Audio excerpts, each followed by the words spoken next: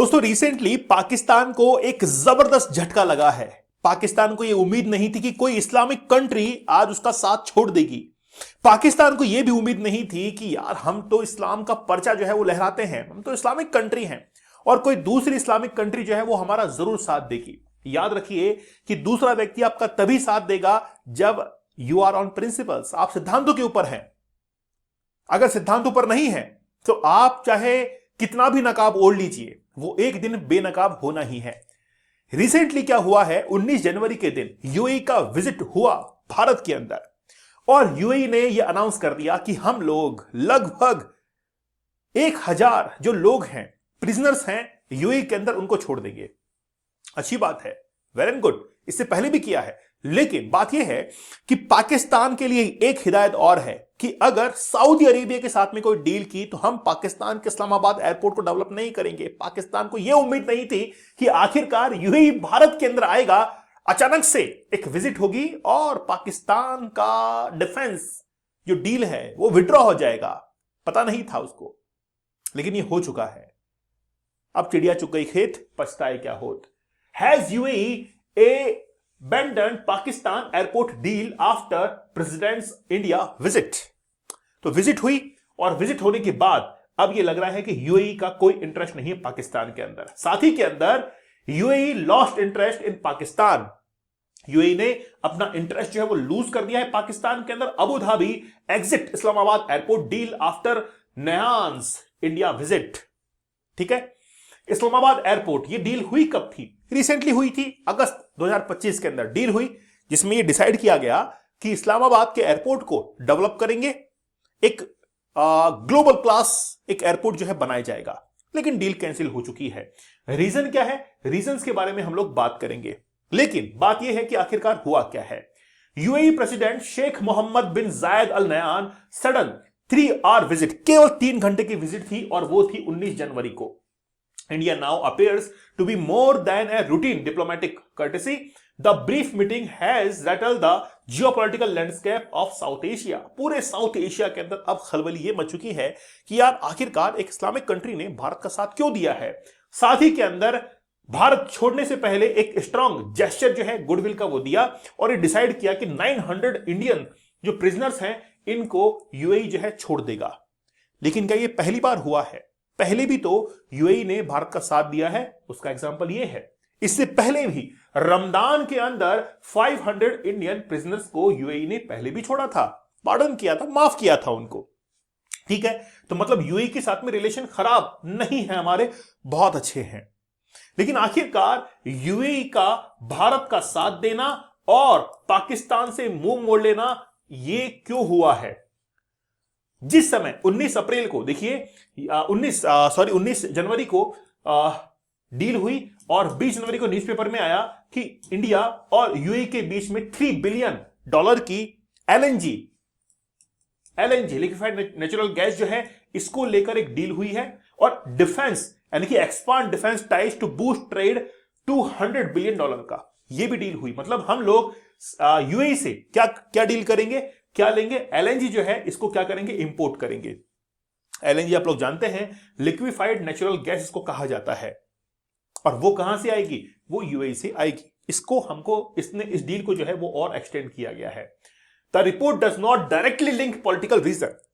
मतलब बात यह है कि यूएई का भारत की तरफ मुड़ना और पाकिस्तान से दूरियां बनाना, इसमें क्या है कि पॉलिटिकल रीजंस अब निकलकर सामने आ रहे हैं। The decision has come at the time when tension between UAE and Saudi Arabia.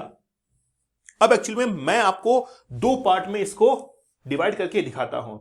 यहां पर देखिए पाकिस्तान है और यहां पर इंडिया है। इंडिया के खेमे के अंदर आ चुका है यूएई और यहां पर जा चुका है सऊदी, क्योंकि सऊदी के और पाकिस्तान के रिलेशंस पुराने हैं। अब एक्चुअली में क्या हुआ कि सऊदी और यूएई को दोनों को जो है टसल्स हुई, टेंशंस हुई। टेंशंस क्यों हुई? यमन को लेकर। यमन के अंदर जो सऊदी है वो एक्चुअली में यमन की गवर्नमेंट को सपोर्ट करता था, जबकि यूएई ने एक रेबल ग्रुप को सपोर्ट करना शुरू कर दिया, जबकि दोनों पहले यमन की गवर्नमेंट को हेल्प करते थे। लेकिन अचानक से यूएई ने अपना स्टैंड चेंज किया और वहां पर रेबल ग्रुप को हेल्प करना शुरू कर दिया। सऊदी अरेबिया ने क्या कि ये क्या कर रहे हो, वहां पर डिफेंस इक्विपमेंट भेजा जा रहा है यूएई की तरफ से। तो सऊदी ने कहा कि कल तो तुम गवर्नमेंट के साथ में थे, आज जो है रेबल ग्रुप को डिफेंस इक्विपमेंट भेज रहे हो, तुम्हारा शिप जो है वो जाने को तैयार है वहां पर और पहुंच भी चुका है एक दो शिप। तो इसके बाद में यूएई ने कहा कि मेरी मर्जी है, मैं किसको हेल्प करूं। इसके बाद में सऊदी अरेबिया और यूएई के बीच में टसल होती है। फिर सऊदी अरेबिया का जो दोस्त है वो है पाकिस्तान, क्योंकि रिसेंटली पाकिस्तान, सऊदी अरेबिया और टर्की ने मिलकर जो है एक डिफेंस डील भी साइन की थी। और अब यूएई को लगने लगा कि मुझे पाकिस्तान के एयरपोर्ट को अब क्यों डेवलप करना है, क्योंकि वो तो सऊदी से करवा लेगा। इसलिए यूएई ने रुख किया भारत की ओर। इसलिए बात यह है कि यहां पर डेवलपमेंट की बात की जा रही है, इस्लामिक कंट्री होना या नहीं होने की बात नहीं की जा रही है। अब देखिए, how Saudi UAE tension reach boiling point in Yemen. तो यमन के अंदर ऐसा क्या हुआ, मैंने आपको बताया कि दोनों जो है वो क्या हुए, एक दूसरे से एंटी हो गए। पहले दोनों साथ थे, दोनों दोस्त थे, दोनों ने मिलकर जो है यमन के अंदर रेबल्स ग्रुप के खिलाफ जो है मोर्चा खोला। जो होतीस थे उनके खिलाफ इन्होंने मोर्चा खोल दिया था और वो वहां की गवर्नमेंट को हेल्प कर रहे थे। लेकिन अचानक से यूएई ने वहां के रेबल ग्रुप को हेल्प करना शुरू कर दिया। तो सऊदी ने कहा कि यार ये क्या चीज है, क्यों कर रहे हो ऐसा। ठीक है, Pakistan has entered into a defence deal with Saudi Arabia. Pakistan और सऊदी अरेबिया के बीच में डिफेंस डील हुई। वांट टू इंक्लूड टर्की, वो टर्की को इंक्लूड करना चाहते हैं from what is being described as an Islamic NATO. आपको पता है कि रिसेंटली 8 जो देश हैं उनको गाजा के पीस बोर्ड के अंदर शामिल किया गया, जिसमें पाकिस्तान, सऊदी अरेबिया दोनों हैं। ठीक है, इस्लामिक नाटो मतलब जो नाटो है, नाटो कंट्रीज हैं, उनका ही एक डिफरेंट ऑर्गेनाइजेशन जो है वो बनने को तैयार है इस्लामिक नाटो के रूप में, लेकिन वो सक्सेसफुल नहीं होगा। This move has been enough to upset UAE the cancellation of the airport deal. तो इस्लामाबाद एयरपोर्ट को जो डेवलप करने की डील थी वो क्या हुई, कैंसिल हुई। इन 1980s Pakistan played a key role in setting up Emirates airlines. मतलब देखिए, यूएई और पाकिस्तान के बीच में रिलेशंस काफी अच्छे थे, फ्लाइट्स को लेकर, एयरलाइंस को लेकर। It provided technical support. अब एक्चुअली में क्या है, पाकिस्तान जो है, पाकिस्तान सऊदी अरेबिया के अंदर अपने जो आर्मी पर्सोनेल्स हैं उनको भेजता है ताकि वो सऊदी अरेबिया की आर्मी को ट्रेनिंग दे सके। और पाकिस्तान और सऊदी के बीच में बहुत सारी डील्स होती हैं, ठीक है ना। First flight from Dubai to Karachi, पहली फ्लाइट जो है दुबई से कराची के बीच में भी चली। Over the time Pakistan on airline and aviation system, Pakistan के पास में खुद का जो एविएशन सिस्टम था वो काफी वीक हुआ। Frequently accidents, problems with the pilot licence and बहुत सारे दिक्कतें जो है वो आने लगी और उसको लेकर बहुत सारे प्रॉब्लम जो है, कॉमन कंसर्न्स वो उठने लग गए। ठीक है, धीरे धीरे रिलेशंस जो है वो खराब होने लगे यूएई के साथ में। और फाइनलाइज ये है कि पाकिस्तान के अंदर जो इस्लामाबाद एयरपोर्ट है उसको अब डेवलप नहीं करेगा कौन, यूएई। उसने विड्रॉ कर लिया है वहां से। और सऊदी अरेबिया और पाकिस्तान की दोस्ती को देखते हुए अब बात यह है कुल मिलाकर कि भारत जो है, देखिए हमारे कॉन्स्टिट्यूशन के अंदर हम लोग धर्मनिरपेक्षता को पढ़ते हैं और ये धर्मनिरपेक्षता आज भारत ने साबित कर दी है। यूएई ने यह जरूर देखा होगा कि यार भारत जो है वहां पर केवल और केवल इस्लाम नहीं है, भारत में इस्लाम तो है ही, साथ ही के अंदर हिंदू, सिख या अदर कम्युनिटीज जो है वो रहती हैं। और यूएई को समझ में आता है कि डेवलपमेंट का जो है वो साथ देना चाहिए, टेक्नोलॉजी का साथ देना चाहिए, ना कि आतंकवाद का। जो आगे निकलता है उसका साथ पकड़ लीजिए, आप भी आगे निकल जाएंगे। इस बात को यूएई ने समझ लिया है। ठीक है दोस्तों, आप लोग डीप वर्क के कोर्स के साथ में जरूर जुड़िएगा। द पावर ऑफ फोकस, आखिरकार फोकस से आप अपनी लाइफ को बहुत अच्छा कैसे बना सकते हैं।